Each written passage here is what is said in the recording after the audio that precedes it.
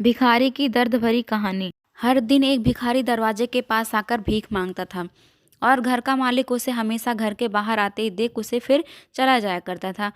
कई बार उसके लिए गालियां भी बकता। वो कहता, तू जिंदा ही क्यों है? पूरी जिंदगी ऐसे ही भीख मांगेगा क्या? धरती का बोझ क्यों बना बैठा है? और कभी कभी उस भिखारी को गुस्से में वह धक्का भी मार दिया करता था। इतना कुछ हो जाने के बावजूद भी भिखारी के मुंह से सिर्फ यही निकलता था कि भगवान तुम्हारे पापों को माफ़ करे।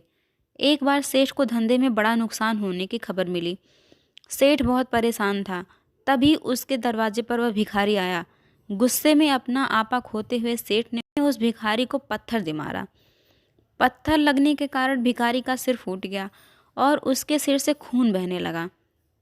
फिर भी दर्द से कराहते हुए भिखारी ने सिर्फ इतना ही कहा कि भगवान तुम्हारे पापों को माफ़ करे। वह भिखारी वहाँ से चला गया। सेठ सोच में पड़ गए कि भिखारी को पत्थर मारा, फिर भी उसने सिर्फ प्रार्थना ही की। सेठ का गुस्सा शांत हुआ। गुस्सा शांत होने के बाद भिखारी का रहस्य जानने के लिए सेठ ने भिखारी का पीछा करना शुरू किया। भिखारी जहाँ जहाँ जाता सेठ उसके पीछे पीछे जाता। सेठ ने देखा कि कोई उसको खाना देता, कोई उसको मारता, कोई अपमानित करता तो कोई गाली देता। लोग भिखारी के साथ चाहे जैसा व्यवहार करते, लेकिन भिखारी सिर्फ सबके लिए एक ही प्रार्थना करता था, भगवान तुम्हारे पापों को माफ़ करे। अब रात होने को आई थी। भिखारी अपने घर जाने के लिए लौटा। वो अपने घर पहुंच गया। सेठ अब भी उसका पीछा कर रहा था। एक पुरानी टूटी हुई खटिया पर एक बूढ़ी औरत लेटी हुई थी। काफ़ी कमज़ोर और बीमार लग रही थी। वह भिखारी की पत्नी थी।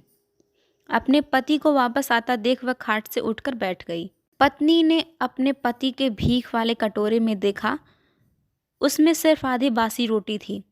उसे देखकर वह बोली, आज बस इतना ही मिला? और हाँ, आपके सिर से खून निकल रहा है, ये चोट कैसे लगी? आज बस इतना ही मिला, किसी ने कुछ दिया ही नहीं। सबने गालियाँ ही दी और एक ने तो पत्थर ही मार दिया, इसलिए मेरा सिर फट गया। एक गहरी ठंडी सांस लेकर बूढ़ा भिखारी फिर से बोला, यह मेरे पापों का ही फल है। तुम्हें याद है कुछ सालों पहले हम कितने अमीर थे? क्या कुछ नहीं था हमारे पास। हमारे पास हर चीज़ ज़रूरत से ज़्यादा थी, लेकिन हमने कभी दान नहीं किया। और उससे भी बुरा हमने उस अंधे भिखारी के साथ किया जो हमारे द्वार पर भीख मांगने आया करता था।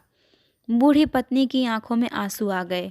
वह बोली, हाँ, हम उस बेचारे अंधे के साथ बहुत बुरा करते थे, उसका अपमान करते थे, उसे खाने के लिए रोटी की जगह कागज़ दिया करते थे, उसका मजाक उड़ाया करते और कभी कभी मारा भी करते।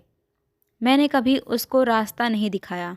एक बार मैंने उसके मुंह पर मिट्टी भी फेंकी थी और वह हमेशा दुखी होकर यही कहता था कि भगवान तुम्हें तुम्हारे किए की सज़ा देगा, भगवान तुम्हारे पापों की सज़ा ज़रूर देगा।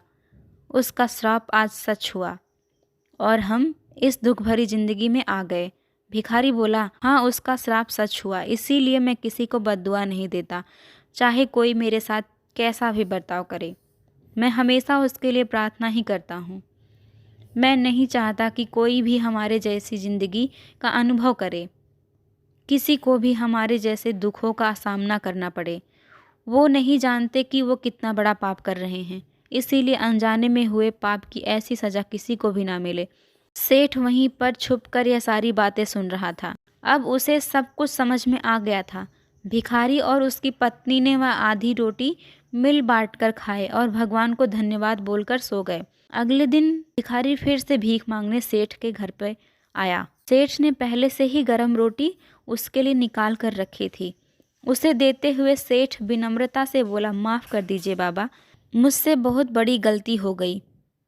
बूढ़ा भिखारी बोला, भगवान तेरा भला करे। इतना कहकर वह आगे निकल गया। सीख, आदमी चाहे किसी के बारे में बुरा कहे या भला, लेकिन भगवान सिर्फ कर्म के हिसाब से ही